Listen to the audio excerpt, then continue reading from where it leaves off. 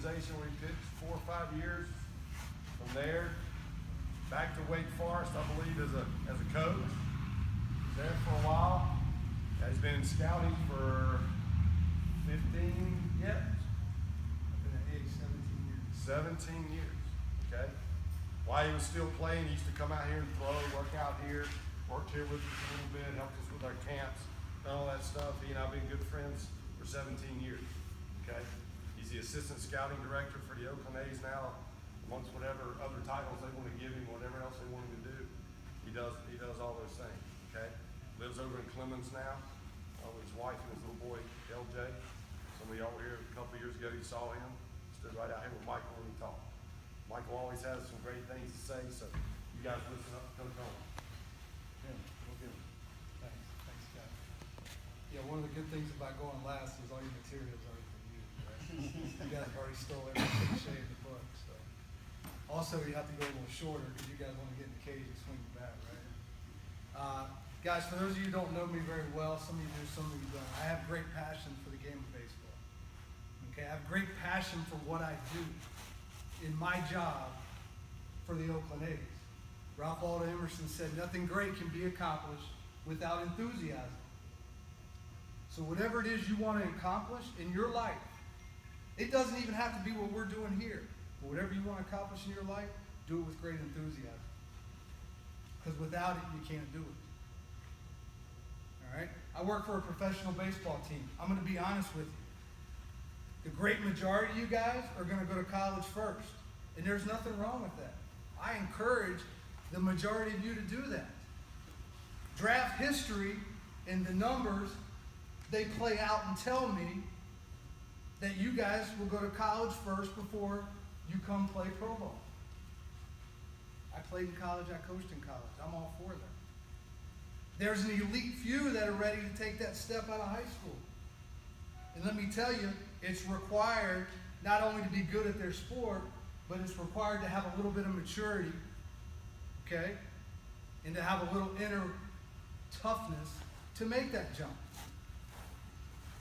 Okay? Because that's big boy ball. Professional baseball is big boy ball. It becomes a business. Some guys are ready for it, some guys aren't. It's just the truth of the matter.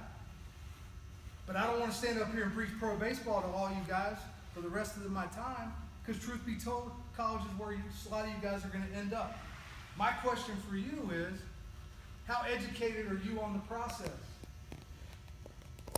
In the state of North Carolina alone, the state of North Carolina, there are 18 Division I schools that play baseball. There are 12 schools that play Division II baseball. There's 7 schools that play Division III baseball. There's 3 that play NAIA, and there are 10 junior colleges. For you math majors, that means there's 50 schools in our state alone where you can go play college baseball. So if you want to play, there's a spot for you. And I truly believe that. If you're intent on playing baseball at the collegiate level, there is a spot for you. If you want to work and find it. 50. I just gave you guys 50 examples of schools in our state alone.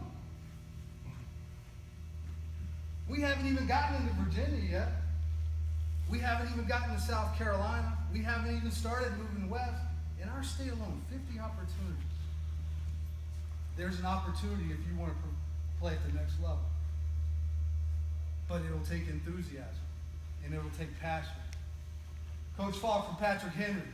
It's funny, he talked about Jonah McReynolds, because I wanted to talk about Jonah this morning as well. Talk about a kid that has passion. Jonah McReynolds was a foster kid. He didn't ask for that. He worked a part-time job during his school year and during his college baseball season to pay for school. He worked a part-time job just to go to school so he could play for Patrick Henry. That's enthusiasm. That's passion. That's not woe is me. That's him having a goal.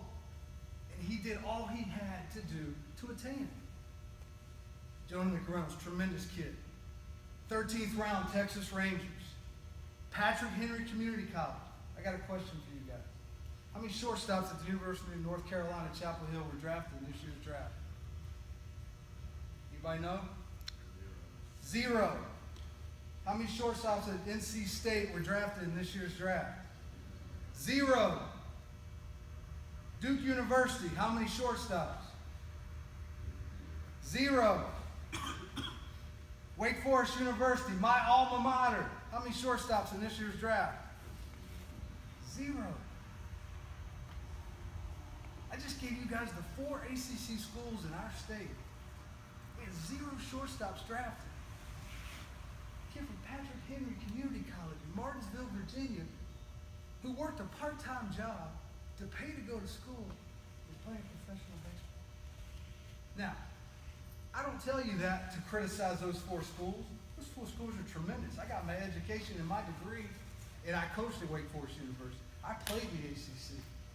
I have tremendous respect for UNC Chapel Hill, tremendous respect for NC State and Elliott A&M, and tremendous respect for Duke University. But I'm here to tell you, as a professional scout, I don't care where you play. I don't care where you play. As long as you find a place that fits what your needs are, and you have passion to get better, and you do your craft with enthusiasm. If you have those capabilities, you have a chance to play professional baseball. John Castleberry will come watch you play. He does not just scout teams in the Atlantic Coast Conference. 50 schools in this state play college baseball. I didn't say 50 Division I's. My numbers are going to change now that Pfeiffer's changed. That's got me all screwed up. I'm going to have to talk to coach and figure out, make sure I get my numbers right. If you want to play at the next level, and you have the enthusiasm and passion to do it, there are opportunities for you. I firmly believe there are opportunities for you. You got to take advantage of it. You have to take advantage of it. All right? The last thing I'll leave you with is this. I'm trying to be short, Scott, I promise. Doing good. Understand this, guys. The game of baseball has been around a long time. The game of baseball is way bigger than Michael Holmes. Way bigger than any of these guys. I love this guy to death, and nobody has more respect for him in this room than I do. It's way bigger than him. There's been guys playing this game for a long time, and there will be guys playing this game for years to come. This game owes you nothing. You're not entitled to anything. I don't care what ranking you are. I don't care what travel team you play for. I don't care whose high school you go to. I don't care what school you're committed to. This game owes you nothing. You are not entitled to a thing.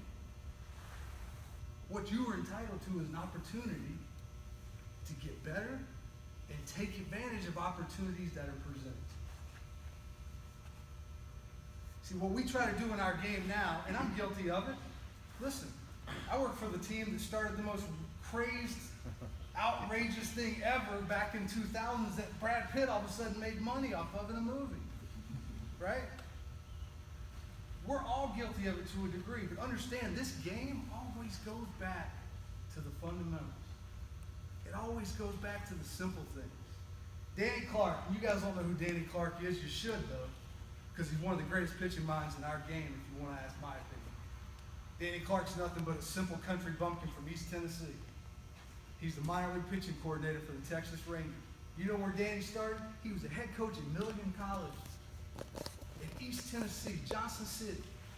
Some of you guys never heard of that school. He wouldn't own a thing. He worked his way all the way up. He's a minor league pitching coordinator with the Rangers, and in my opinion, should be a major league pitching coach.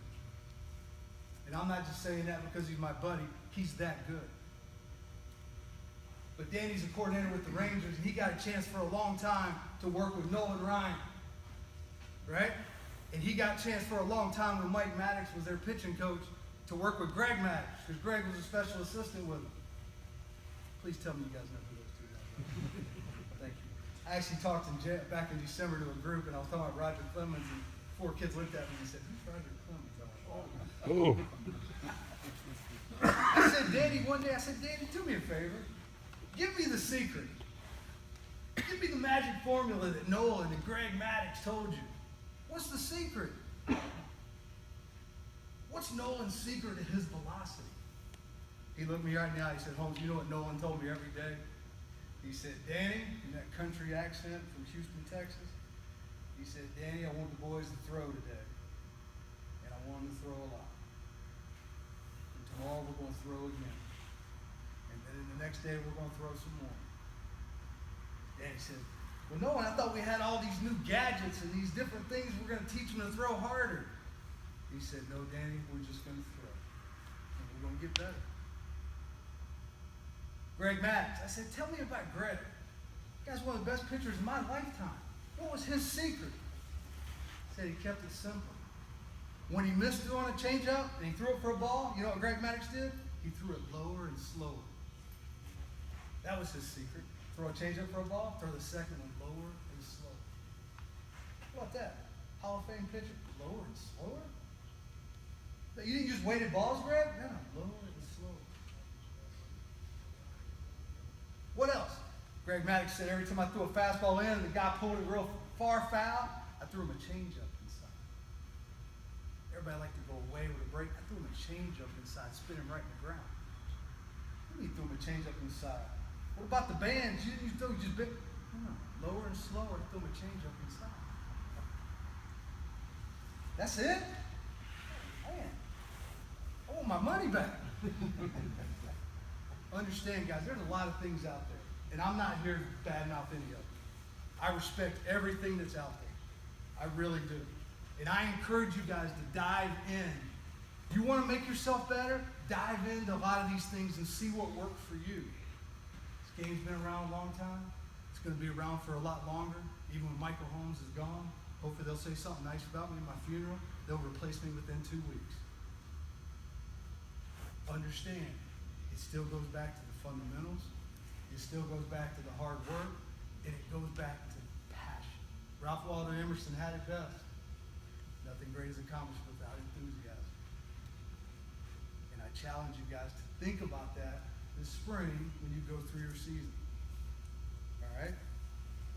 Thanks, guys. That's all I got. You got any questions for Coach? Oh, we got a question? What's the It's another classification. So it's just like D2. Honestly, I can't speak educated on it enough. I would lean on more some of these coaches. They probably could talk more about it.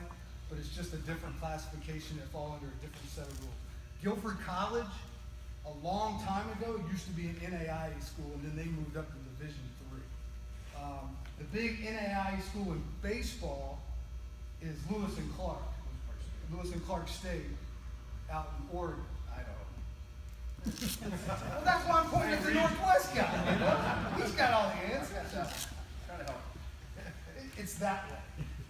But it's just a different classification. not affiliated with NCAA at all? The rules are a little different. The academics can be, they're smaller schools usually, but the baseball can be pretty good. Say what over here, Tennessee Wesleyan maybe? Tennessee Wesleyan, Yeah. go to the World Series practically every year. They're in the NAIA school. Another classification that carries large rosters.